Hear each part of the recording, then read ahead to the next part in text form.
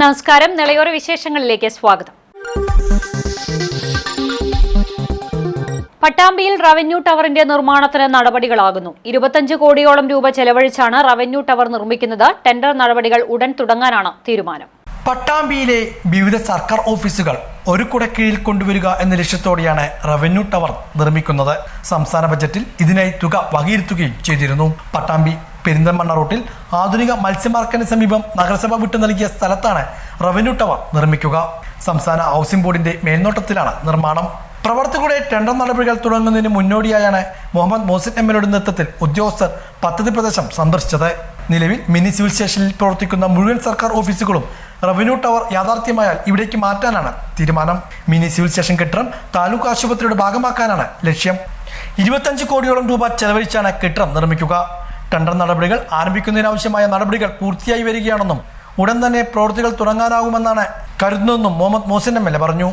പട്ടാമ്പിയിലെ പുതിയ റവന്യൂ ആസ്ഥാനം, mini civil station മാറ്റി പുതിയ റവന്യൂ ആസ്ഥാനം എന്നുള്ള ദീർഘകാലത്തെ ആവശ്യമാണ്. അതിന് ബഡ്ജറ്റിൽ നമ്മൾ പ്രഖ്യാപിക്കുകയും റവന്യൂ ടവർ ഫണ്ട് പാസ്സാവുകയും ചെയ്തിരുന്നു. അതിന്റെ നടപടികളുമായി മുന്നോട്ട് പോയി ടെൻഡറിലേക്ക് പോകുന്നതിന് തൊട്ട് മുമ്പ് നമുക്ക് ചില തടസ്സങ്ങൾ സൈറ്റിലുണ്ടായിരുന്നു.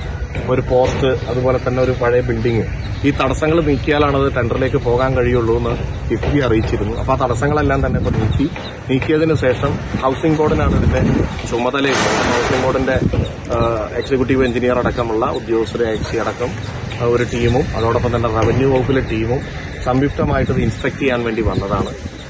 അത് കിഫ്ബിക്ക് റിപ്പോർട്ട് കൊടുക്കേണ്ടതുണ്ട്. എന്നാലാണ് നമുക്ക് ടെൻഡറിലേക്ക് പോകാൻ കഴിയുക. അപ്പോൾ അതുകൊണ്ട് തന്നെ അത് വന്ന് സംയുക്തമായി ഇപ്പോൾ അതിന്റെ ഇൻസ്പെക്ഷൻ കഴിഞ്ഞു. നമുക്ക് എത്രയും വേഗം ടെൻഡറിലേക്ക് പോകാനുള്ള മറ്റു നടപടികൾ സ്വീകരിക്കുക എന്നുള്ളതാണ്. അപ്പോൾ അതിലേക്കുള്ള കാര്യങ്ങളാണ് ചെയ്തുകൊണ്ടിരിക്കുന്നത്. ഈ റവന്യൂ ടവർ യാഥാർത്ഥ്യമായി കഴിഞ്ഞാൽ നിലവിലുള്ള മിനി സിവിൽ സ്റ്റേഷൻ നമുക്ക് ആശുപത്രിയാക്കി മാറ്റാൻ കഴിയും. അപ്പോൾ താലൂക്ക് ആശുപത്രിയിൽ കൂടുതൽ സൗകര്യങ്ങളാവും. മാത്രമല്ല പട്ടാമ്പിയിലെ എല്ലാ ഓഫീസുകളും ഒരു കുടക്കീഴിലേക്ക് ഇങ്ങോട്ട് മാറുകയും പട്ടാമ്പി ടൗണിന്റെ തിരക്ക് കുറക്കാനും ഒക്കെ കഴിയും.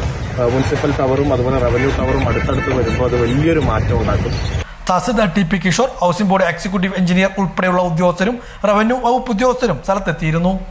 നിരവധി മയക്കുമരുന്ന് കേസുകളിലും ഡോക്ടറെ ആക്രമിച്ച കേസിലും പ്രതിയായ പിടികിട്ടാപ്പുള്ളിയെ തൃത്താല പോലീസ് പിടികൂടി.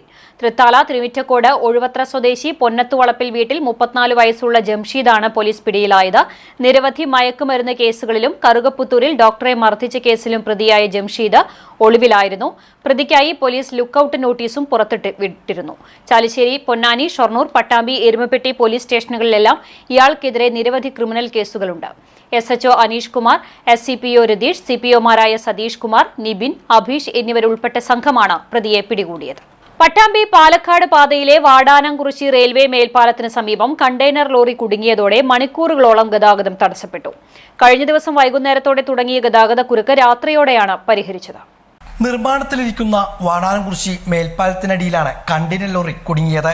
ഇത് മണിക്കൂറോളം ഈ പാതയിൽ ഗതാഗതക്കുരുക്കിന് ഇടവരുത്തി. കഴിഞ്ഞ ദിവസം 6ഓടെയായിരുന്നു ലോറി പാലത്തിനടിയിൽ കുടുങ്ങിയത്. വലിയ നീളമുള്ള ലോറി നിർമ്മാണത്തിലിരിക്കുന്ന പാലത്തിലെ റോഡ് വഴി കടന്നു പോകുന്നതിനിടെ മുന്നോട്ട് പോകാനാകാതെ കുടുങ്ങുകയായിരുന്നു. ഇതോടെ വാഹനത്തിൽ ഗതാഗതക്കുരുക്കും രൂക്ഷമായി. വാഹനങ്ങളുടെ നീണ്ട നിര കിലോമീറ്ററോളം നീണ്ടു നിൽക്കുന്ന കാഴ്ചയും ഇവിടെ കാണാനായി. പല യാത്രക്കാരും പെരുവഴിയിലാകുന്ന കാഴ്ചയും ഉണ്ടായി. തിരക്കേറിയ സമയത്തു കൂടിയായിരുന്നു ഈ സംഭവം. തുടർന്ന് ഷൊർണൂരിൽ നിന്നും പോലീസും സ്ഥലത്തെത്തിയിരുന്നു. ഏറെ നേരത്തെ പരിശ്രമത്തിനൊടുവിൽ രാത്രിയോടെയാണ് ഗതാഗതം പുനഃസ്ഥാപിക്കാനായത്. പുരാതനവും പ്രസിദ്ധവുമായ ക്ഷേത്രമായ തളി വീരസ്ഥാനം വെരുട്ടാണം ഭഗവതി ക്ഷേത്രത്തിലെ പ്രതിഷ്ഠാ ദിനത്തോടനുബന്ധിച്ച് 6 ദിവസങ്ങളിലായി നടന്ന ദ്രവ്യകലശം ചടങ്ങ് സമാപിച്ചു.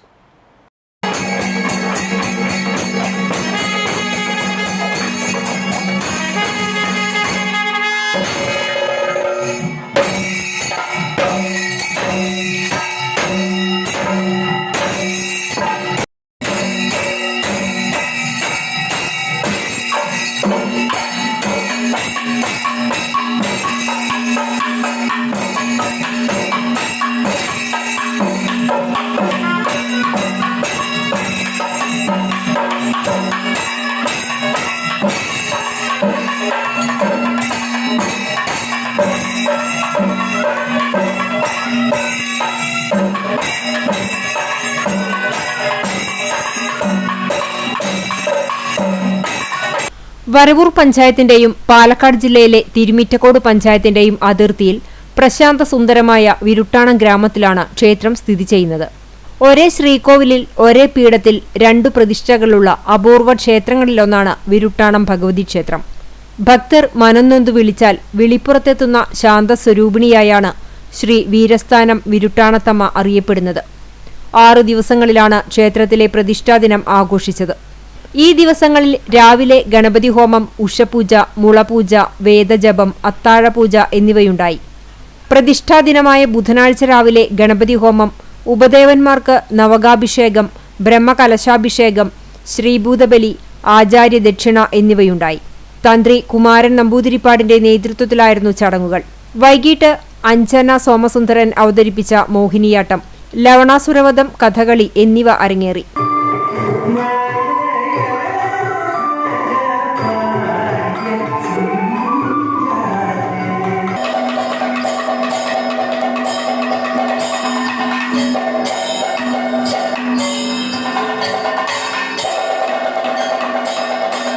അന്നദാനവും ഉണ്ടായിരുന്നു. നിരവധി ഭക്തർ ചടങ്ങിൽ പങ്കാളികളായി. ക്ഷേത്രം മൂത്ത അടികൾ ശങ്കരനാരായണൻ, ട്രസ്റ്റ് പ്രസിഡന്റ് VKS അടികൾ, സെക്രട്ടറി നീലകണ്ഠൻ അടികൾ എന്നിവർ നേതൃത്വം നൽകി. രാജേഷ് നന്നിയംകോടിന്റെ വിത്തുയാത്രയുടെ 10ാം വാർഷികത്തിന്റെ ഭാഗമായി പരിസ്ഥിതി ദിനത്തിൽ കലാലയങ്ങളിൽ കരിമ്പന നട്ടു. പദ്ധതിയുടെ സംസ്ഥാനതല ഉദ്ഘാടനം പടിഞ്ഞാറങ്ങാടി ഗോഖലെ ഹയർ സെക്കൻഡറി സ്കൂളിൽ നടന്നു. സ്കൂൾ മുറ്റത്തെ പൂന്തോട്ടത്തിൽ രാജേഷ് നന്നിയംകോട് കരിമ്പന വിത്തുകൾ പാകിക്കൊണ്ട് തുടക്കം കുറിച്ചു. സ്കൂൾ മൈതാനമായ വട്ടപ്പറമ്പ് കുന്നിൻമുകളിൽ വിദ്യാർത്ഥികളും അധ്യാപകരും ചേർന്ന് കരിമ്പന വിത്തുകൾ പാകി. അധ്യാപകരായ PV Rasiya, Thajeesh Chekkod, VM Beena, MK Unnikrishnan, P Muhayuddin, SMC chairman Jijendran Kokkad തുടങ്ങിയവർ നേതൃത്വം നൽകി.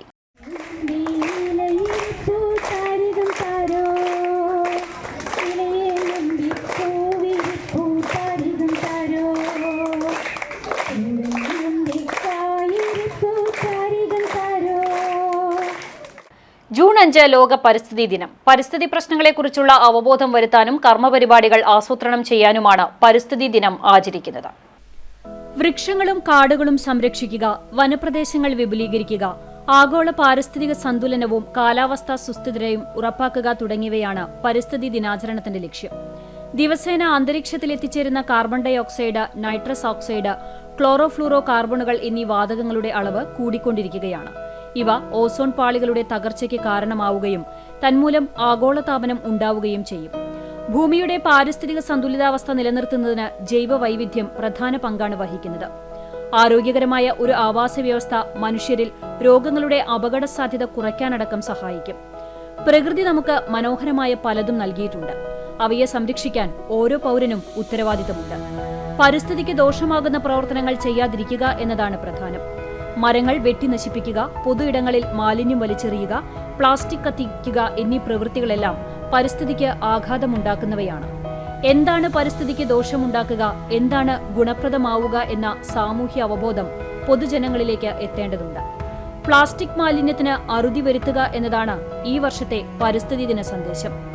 പരിസ്ഥിതി സംരക്ഷണത്തെക്കുറിച്ച് പഠിക്കാനും അവബോധം നൽകാനുമുള്ള ആശയങ്ങളാണ് പരിസ്ഥിതി ദിനാചരണം മുന്നോട്ട് വയ്ക്കുന്നത്. ഇതോടനുബന്ധിച്ച് വിവിധയിടങ്ങളിൽ തൈ നട്ടുപിടിപ്പിക്കലും പരിസ്ഥിതി അവബോധ ക്ലാസുകളും സംഘടിപ്പിക്കാറുണ്ട്. എന്നാൽ വെറും പരിസ്ഥിതി ദിനാചരണത്തിന് മാത്രം നടുന്നതാകരുത് ഓരോ തൈകളും. അത് സംരക്ഷിക്കാനുള്ള ഉത്തരവാദിത്വം കൂടി ഉണ്ടാകുമ്പോഴാണ് യഥാർത്ഥ പരിസ്ഥിതി ബോധം കൂടി ഉളവാകുന്നത്.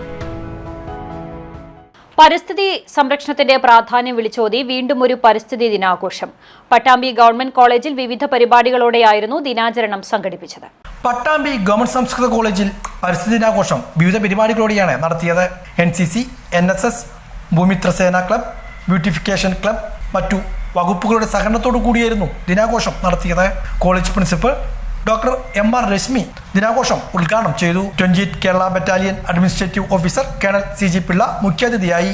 NCC officer doctor Pramod, NSS coordinator doctor Arun Mohan, beautification committee coordinator doctor Manju, doctor PJ Vivek തുടങ്ങിയവരും പങ്കെടുത്ത് സംസാരിച്ചു.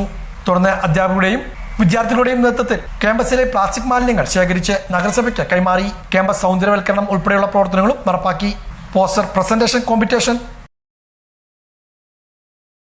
Our forests are disappearing. We are endangered many living species. our climate is showing drastic and unexpected changes. We have ended up in the middle of a big mess. Who is responsible for this mess? We are. So we should find a solution. Let us focus on the theme of this year's World Environmental Day. That is, beat plastic pollution. Is plastic a global menace? If your answer is yes, as a practitioner of chemistry for so many years and as a member of the community who started all this, ഞാങ്ങാട്ടി AUP സ്കൂളിൽ ലോക പരിസ്ഥിതി ദിനാചരണം തൃത്താല ഗ്രാമപഞ്ചായത്ത് president PK Jaya ഉദ്ഘാടനം ചെയ്തു. സ്കൂളുകളിലേക്ക് ജൈവ അജൈവ മാലിന്യങ്ങൾ ശേഖരിക്കുവാൻ വേസ്റ്റ് ബിന്നുകൾ എത്തിച്ചിട്ടുണ്ടെന്നും അവ കുട്ടികളും അധ്യാപകരും വേണ്ടവിധം ഉപയോഗിക്കണമെന്നും പ്രസിഡന്റ് പറഞ്ഞു. വിദ്യാവനം പദ്ധതിയിലേക്കുള്ള തൈ വിതരണം പ്രസിഡന്റ് നിർവഹിച്ചു. ചടങ്ങിൽ PTA president CV Sudheer Kumar അധ്യക്ഷനായി. പ്രമുഖ ജൈവ കർഷകനും കൈരളി കതിർ അവാർഡ് ജേതാവുമായ M ബ്രഹ്മദത്തൻ മുഖ്യാതിഥിയായി. പരിസ്ഥിതി സംരക്ഷണ പ്രതിജ്ഞ ചൊല്ലി. വിദ്യാർത്ഥികളും അധ്യാപകരും ചേർന്ന് തയ്യാറാക്കിയ തുണിസഞ്ചികളുടെ വിതരണം ഗ്രാമപഞ്ചായത്ത് മെമ്പർ K പ്രീത നിർവഹിച്ചു. വാർഡ് മെമ്പർ ഫാത്തിമ സീനത്ത്, വായനശാല പ്രസിഡന്റ് MP ശിവശങ്കരൻ എന്നിവർ സംസാരിച്ചു. പ്രധാന അധ്യാപകൻ M താഹിർ സ്വാഗതവും സ്റ്റാഫ് സെക്രട്ടറി TK വാണി നന്ദിയും പറഞ്ഞു. എത്രയോ പുരോഗതി ഉണ്ടെന്നാണ് മരങ്ങളെ ചോട്ടില്.